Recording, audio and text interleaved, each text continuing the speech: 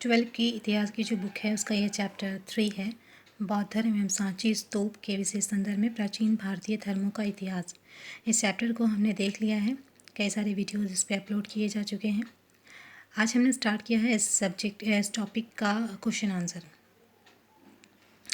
में हम सबसे पहले स्टार्ट करेंगे मल्टीपल चॉइस क्वेश्चन, जिसमें एक सवाल के 4 विकल्प दिए होंगे। आपको उसमें से सही विकल्प का चयन करना है, जो कि इसका सही आंसर होगा। तो चलिए वीडियो स्टार्ट करते हैं। चैप्टर 3 का बहुविकल्पीय प्रश्न का ये पहला प्रश्न है। ऋग्वैदिक कालीन लोग किसकी पूजा करते थे?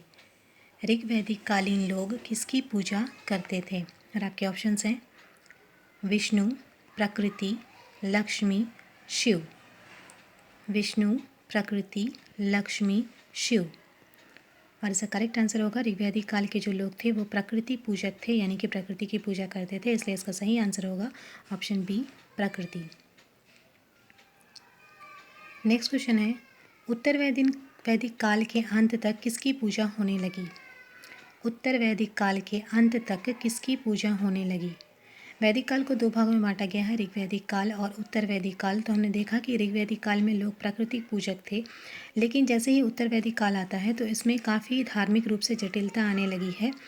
कर्मकांड बढ़ गए हैं, आडंबर बढ़ गए हैं, और अब जो है लोग प्राकृतिक पूजक नहीं रहे, अब उनकी पूजा के तरीके जो हैं वो काफ़ी बदल गए हैं। तो अब जो क्वेश्चन ये है कि वो अब किसकी पूजा करने लगे थे? और आपके ऑप्शंस हैं ब्रह्मा, विष्णु, महेश, गायत्री, लक्ष्मी या पार्वती। तो इसका करेक्ट आंसर होगा ब्रह्मा, विष्णु, महेश। ये 3 जो देवता थे, उत्तर वैदिक काल में इन तीनों देवताओं की पूजा होने लगी थी।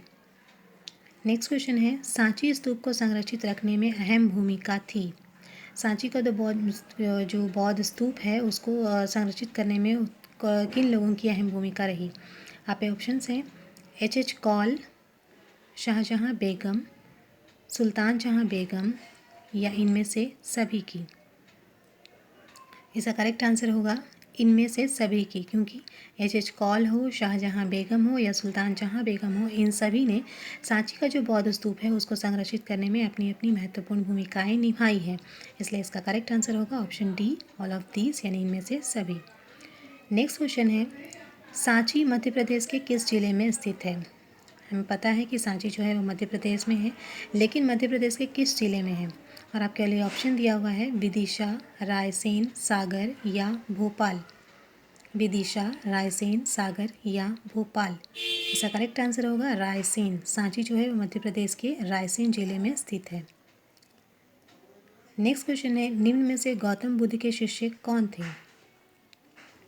निम्न में से गौतम बुद्ध के शिष्य कौन थे? यहाँ पे कुछ नाम दिए गए हैं और आपको बताना है कि इनमें से गौतम बुद्ध का शिष्य कौन था। आपके ऑप्शंस हैं आनंद एवं उपाली, कश्यप, सारिपुत्र एवं गौद्रलायन, और ऑप्शन डी है इनमें से सभी।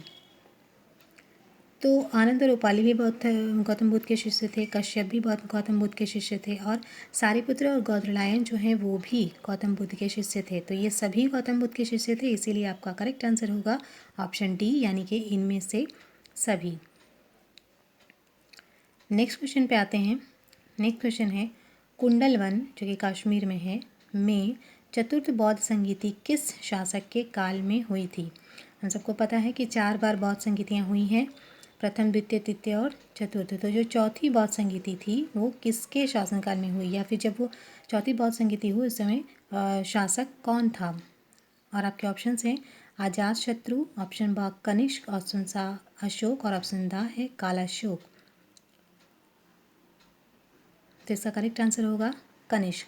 चौथी बौद्ध संगीति कश्मीर के कुंडलवन में हुई थी और उस समय जो शासक थे वो कनिष्क थे। नेक्स्ट क्वेश्चन पे आते हैं, सल्लेखन या काया क्लेश द्वारा मृत्यु का विधान किस धर्म में है? मैं आपको थोड़ा सा बता दूं सल्लेखन क्या है। सल्लेखन जो है वो एक विधि है जिसके द्वारा कोई भी व्यक्ति अपनी इच्छा अनुसार लगातार उपवास के द्वारा अपने शरीर का त्याग करता है, यानी कि मृत्यु को प्राप्त करता है।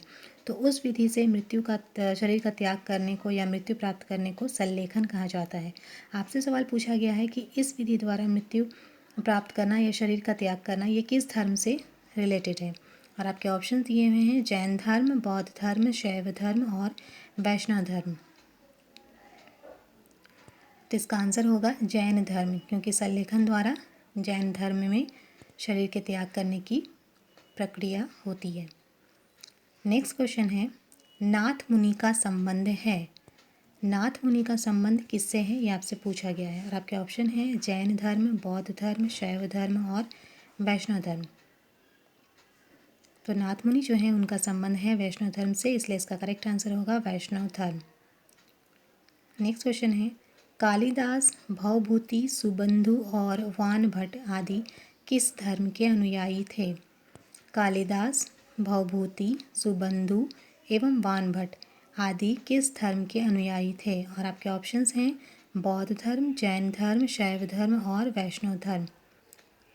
इसका करेक्ट आंसर होगा शैव धर्म, यानी कालिदास, भवभूति, सुबंधु और वान भट्ट जो हैं वो शैव धर्म से संबंधित थे, यानी शैव धर्म के अनुयायी थे। नेक्स्ट क्वेश्चन है, अप्पार, सुंदर मुनि एवं नंदन का संबंध किस धर्म से है। अप्पार, सुंदर मूर्ति या नंदन एवं नंदन का संबंध किस धर्म से है, यानी कि अप्पार, सुंदर मूर्ति एवं नंदन इन तीनों का संबंध किस धर्म से है, ये सवाल आपसे पूछा गया है। और आपके ऑप्शंस हैं बौद्ध धर्म, जैन धर्म, शैव धर्म और वैष्णव धर्म। इसका करेक्ट आंसर होगा शैव धर्म, इन तीनों का संबंध शैव धर्म से था। नेक्स्ट क्वेश्चन है, भवभूति के मालती माधव में किस संप्रदाय का उल्लेख है। भवभूति के मालती माधव में किस संप्रदाय का उल्लेख है। और आपके ऑप्शंस हैं कश्मीर शैव, लिंगायत, कपालिक और पाशुपत। कश्मीर शैव, लिंगायत, कपालिक और पाशुपत। तो आपका करेक्ट आंसर होगा कपालिक, यानी कि भवभूति के मालती माधव में कपालिक संप्रदाय के का उल्लेख किया गया है। अगले क्वेश्चन पे आते हैं। अगला क्वेश्चन है, वान भट्ट के कादम्बरी नामक ग्रंथ में किस संप्रदाय का उल्लेख मिलता है। वान भट्ट ने जो ग्रंथ लिखा कादम्बरी, उसमें उन्होंने किस संप्रदाय का उल्लेख किया है। और आपके ऑप्शन है कश्मीर शैव, लिंगायत, कपालिक एवं पाशुपत। कश्मीर शैव, लिंगायत, कपालिक और पाशुपत। आपका करेक्ट आंसर होगा पाशुपत। वान भट्ट ने कादम्बरी ग्रंथ में पाशुपत संप्रदाय का उल्लेख किया है। नेक्स्ट क्वेश्चन है, महात्मा बुद्ध को ज्ञान की प्राप्ति कहाँ हुई थी। महात्मा बुद्ध को ज्ञान की प्राप्ति कहाँ हुई थी। आपके ऑप्शन हैं लुम्बिनी, बोधगया, सारनाथ और कुशीनगर। इसका करेक्ट आंसर होगा बोधगया। नेक्स्ट क्वेश्चन है, श्वेतांबर एवं दिगंबर का संबंध किस धर्म से है। श्वेतांबर और दिगंबर का संबंध किस धर्म से है। और आपके ऑप्शन हैं हिंदू धर्म, बौद्ध धर्म, शैव धर्म और जैन धर्म। तो इसका करेक्ट आंसर होगा जैन धर्म। मैं थोड़ा सा बता दूं, जैन धर्म में जो संप्रदाय है वो ये दो संप्रदाय में बढ़ गया था, श्वेतांबर और दिगंबर। श्वेतांबर जो थे वो सफ़ेद वस्त्र धारण करते थे और दिगंबर वस्त्र धारण नहीं करते थे, क्योंकि वो दिशाओं को ही अपना वस्त्र समझते थे। तो ये जैन धर्म से रिलेटेड है। जैन धर्म में दो संप्रदाय हो गए थे, श्वेतांबर और दिगंबर। नेक्स्ट क्वेश्चन है, वीर शैव जिसको लिंगायत भी बोलते हैं, इस आंदोलन का जनक कौन है। वीर शैव या लिंगायत आंदोलन का जनक कौन है। आपके ऑप्शंस हैं कबीर, गुरु नानक, बासवन्ना और कराईकाल। कबीर, गुरु नानक, बासवन्ना और कराईकल। तो आपका करेक्ट जो ऑप्शन होगा वो है बासवन्ना। वीर शैव जो लिंगायत आंदोलन के जनक थे वो बासवन्ना थे।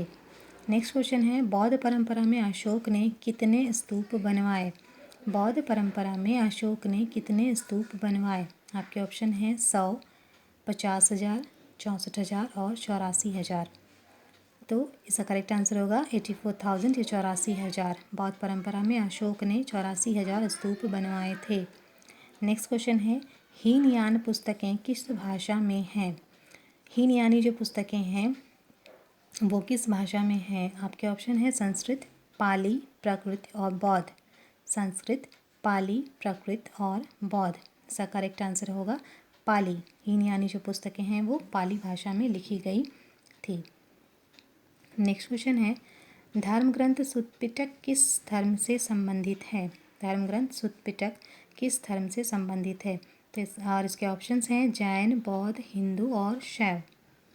जैन, बौद्ध, हिंदू और शैव। इसका करेक्ट आंसर होगा बौद्ध धर्म। धर्मग्रंथ सुत्पिटक जो है उसका संबंध बौद्ध धर्म से है। तो इस वीडियो में इतना ही रखते हैं। नेक्स्ट वीडियो में हम लोग MCQ को ही आगे बढ़ाएंगे। Thank you.